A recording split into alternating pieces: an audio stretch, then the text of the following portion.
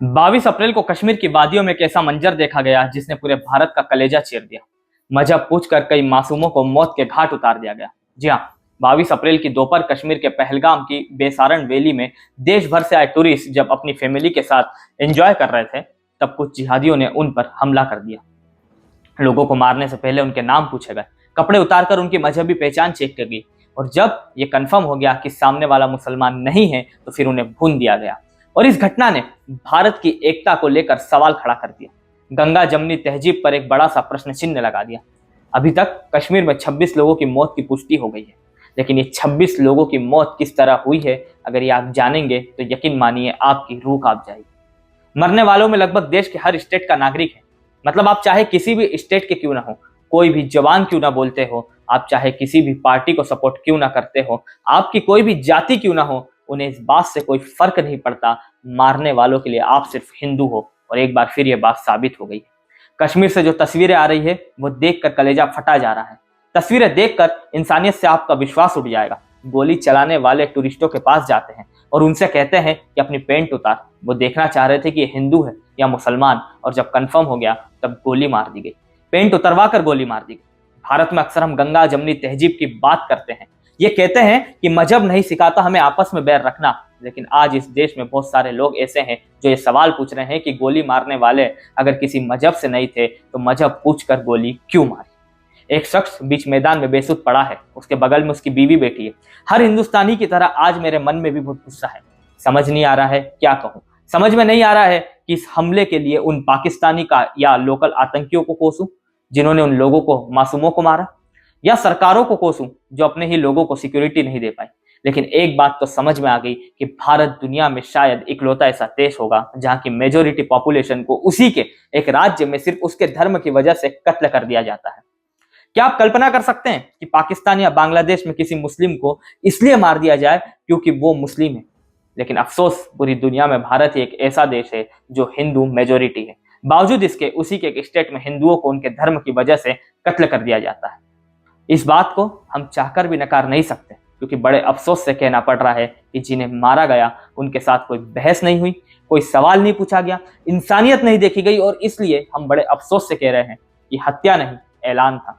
कश्मीर में हिंदू होने का, कि अगर आप हिंदू हैं तो कश्मीर में ये जुर्म है। ना जाति पूछी गई, ना भाषा पूछी गई, ना राज्य पूछा गया, ना सिर्फ एक सवाल, तो तू हिंदू है, और फिर मौत के घाट। इसे आप टारगेटेड किलिंग से आगे बढ़कर सुनियोजित नरसंहार की संज्ञा दे सकते हैं। कल पहलगांव में हिंदू टूरिस्टों पर किया हमला कोई साधारण हमला नहीं है, ना ही कोई आखिरी हमला है। आपको याद होगा कि पिछले साल जून में नरेंद्र मोदी जब तीसरी बार प्रधानमंत्री पद की शपथ लेने वाले थे, तो उससे 1 घंटा पहले जम्मू कश्मीर के रियासी में आतंकियों ने कटरा जा रही एक बस पर हमला कर दिया था। हमला करने वाले टेररिस्ट ने बस के आगे आकर ड्राइवर और कंडक्टर पर गोलियां चलाई, और दूसरा आतंकवादी किसी ऊंची जगह से बस में बैठे लोगों पर गोलियां चलाने लगा। गोली लगने के बाद ड्राइवर ने बस पर कंट्रोल खो दिया। बस 50 फीट गहरे गड्ढे में गिरी। 11 लोग मर गए। मरने वालों में 1-2 साल का बच्चा भी था। अब मैं आपसे पूछता हूं कि पहलगाम में फैमिली के साथ घूमने आए टूरिस्ट हो या माता वैष्णो देवी के दर्शन करने आए तीर्थयात्री, इन लोगों का कश्मीरी समस्या से क्या लेना देना? लेकिन आप पहलगाम में लोगों का धर्म पूछकर उन्हें गोली मारते हो, वैष्णो देवी के यात्रियों को गोली मारते हो, दोनों ही जगह आप हिंदू यात्रियों को टारगेट करते हो, और फिर आप कहते हैं कि आप कश्मीर की आजादी के लिए लड़ रहे हैं। आपकी लड़ाई का मजहब से कोई लेना देना नहीं है। कुछ तो शर्म करो यार। पिछले साल ही अक्टूबर के महीने में सुरंग में काम कर रहे 6 भारी मजदूरों की गोली मारकर हत्या कर दी गई। 2019 से 22 के बीच अलग अलग हमलों में 9 कश्मीरी पंडितों की भी गोली मारकर हत्या कर दी गई। इसी तरह 5 अक्टूबर 2021 को श्रीनगर के प्रसिद्ध फार्मासिस्ट माखनलाल बिंदु की उनकी दुकान में घुसकर हत्या कर दी गई। उसी दिन पानीपुरी बेचने वाले वीरेंद्र पासवान को भी गोली मार दिया गया। उसी साल 7 अक्टूबर को सत्येंद्र कौर नाम की एक प्रिंसिपल की उनके स्कूल में हत्या कर दी गई। फिर 16 अक्टूबर को एक रेहड़ी वाले अरविंद कुमार शाह की भी हत्या कर दी गई।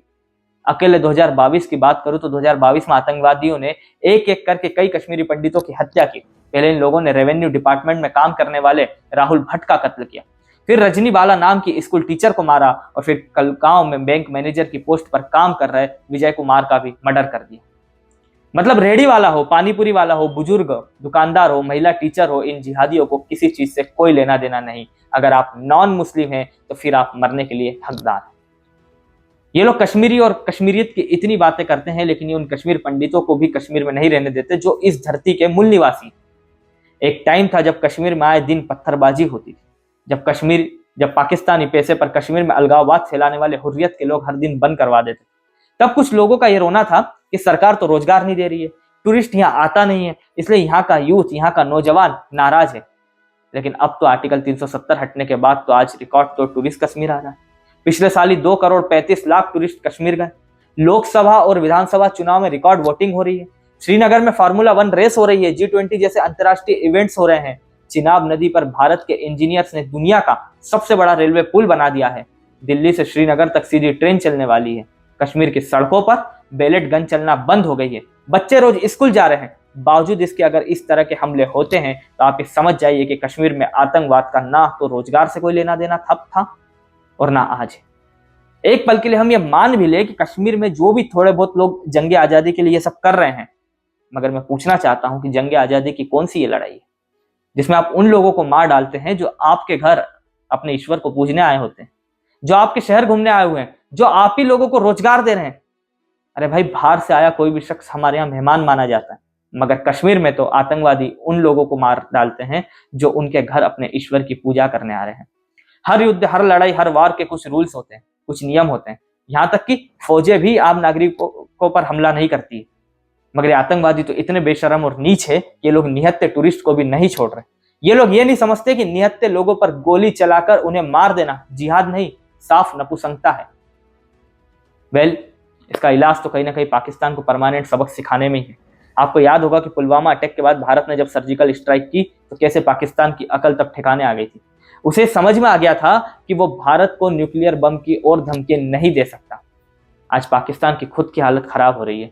बलूचिस्तान उससे संभल नहीं रहा है। उनका देश हर दिन और गहरे गड्ढे में जा रहा है, और जब भी उनके देश की हालत खराब होने लगती है तो पाकिस्तानी फौज वहां की आवाम को कश्मीर का लॉलीपॉप पकड़ा देती है। इस घटना के बाद हमें अपने देश के अंदर बैठे उन लोगों को भी पहचानना होगा जो ऐसे आतंकवाद के लिए जमीन तैयार करते हैं। हम इस देश में दिन रात संविधान की दुहाई देते हैं। संविधान कहता है कि हम सब एक है, बराबर है, मगर आतंकवादियों का संविधान वो कहता है कि हिंदू काफिर है, उसे सांस लेने का हक नहीं। ऐसा नहीं कि इस आतंकवादी घटना के जरिए इस देश के हर मुसलमान को हम निशाना बना रहे हैं, लेकिन आज इस घटना का जो विरोध नहीं करेगा सवाल उस पर उठेगा, क्योंकि आज ये हत्या मजहब की वजह से हुई है।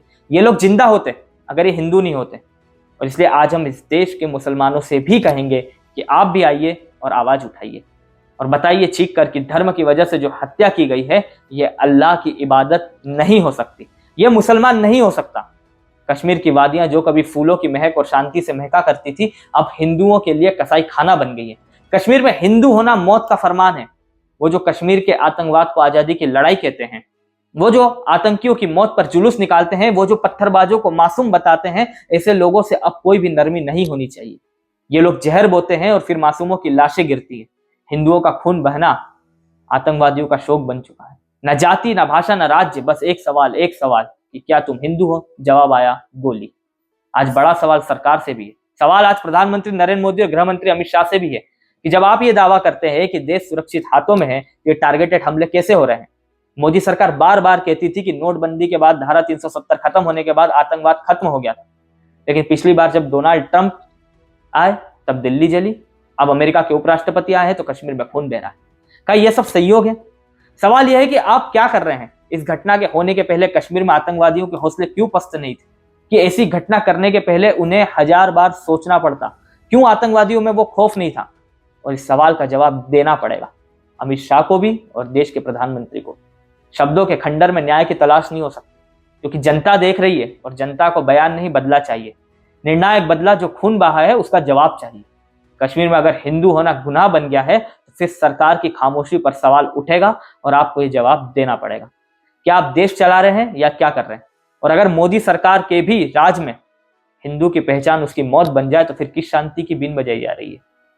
यह हमला लश्कर तैयबा के संगठन द रेजिडेंट्स फ्रंट द्वारा किया गया है। जम्मू कश्मीर के पुलवामा के बाद ये सबसे बड़ा हमला था जो मजहब के नाम पर हिंदुओं का खून बह रहा था।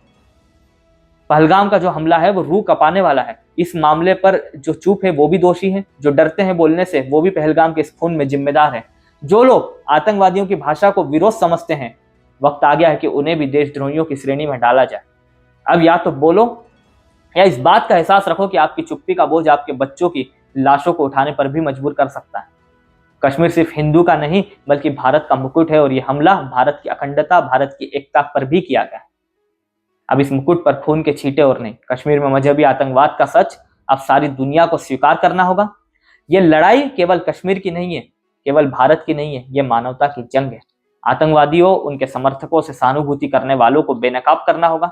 सरकार से खाना पूर्ति नहीं बल्कि कड़ी कार्रवाई की उम्मीद होगी। हर आतंकवादी को जड़ से उखाड़ना होगा। सरकार को हर एक हिंदू का जो खून बहा, हर एक इंसान का जो खून बह रहा है कश्मीर में, उसका हिसाब लेना होगा, क्योंकि देश की जनता चीख रही है, अब और खून नहीं, अब और आतंकवाद नहीं। हमें यह भी समझना होगा कि आतंकवाद से लड़ाई सिर्फ फौज की लड़ाई नहीं होती है, यह हिंदुस्तानी की लड़ाई है। और जब तक देश के हर नागरिक को इस बात का एहसास नहीं होगा, तब तक कोई भी सरकार, कोई भी सेना, कोई भी सर्जिकल स्ट्राइक आतंकवाद का जड़ से खात्मा नहीं कर सकती। ये लड़ाई एक विचारधारा से है जो इंसान की जान को मजहब के तराजू में तोलती है, जो ये मानती है कि अगर सामने वाला मेरे धर्म का नहीं है तो उसकी जान की कोई कीमत नहीं है। इस आइडियोलॉजी से निपटने के लिए न सिर्फ बंदूकें चाहिए बल्कि एक जागा हुआ समाज भी चाहिए। यही टाइम है कि पीओके की प्रॉब्लम का परमानेंट इलाज कर ही दिया जाए। वैसे भी कुछ दिन पहले जयशंकर साहब ने कहा था कि कश्मीर समस्या में बस एक ही चीज होना बाकी है और वो है पीओके का भारत में मिलना। मेरी सरकार से हर हिंदुस्तानी की तरह यही गुजारिश है कि इस बार इस इस्लामिक आतंकवाद का परमानेंट इलाज कर दिया जाए, क्योंकि किसी भी देश के लिए इससे ज्यादा शर्म की बात कुछ और हो ही नहीं सकती कि अगर उसी के नागरिक अपने ही देश में आजादी से घूम ना पाए। उससे ज्यादा दुख की बात कुछ नहीं हो सकती। अगर उसी के मेजोरिटी लोग अपने ही देश में अपने धर्म की वजह से मारे जाए, बस अब बहुत हुआ, अब ये सब रुकना चाहिए। उम्मीद है कि इस घटना के बाद ऐसी घटना से हमें और आपको रूबरू नहीं होना पड़ेगा, और अगर होना पड़ा तो इससे बड़ा दुर्भाग्य देश का नहीं होगा। आशा करते हैं कि जिनका खून बहा है उन्हें इंसाफ मिलेगा। ईश्वर से प्रार्थना है कि मृतकों के परिजनों को असीम दुख सहने की शक्ति और मृतकों की आत्मा को शांति प्रदान करें। ओम शांति, जय हिंद।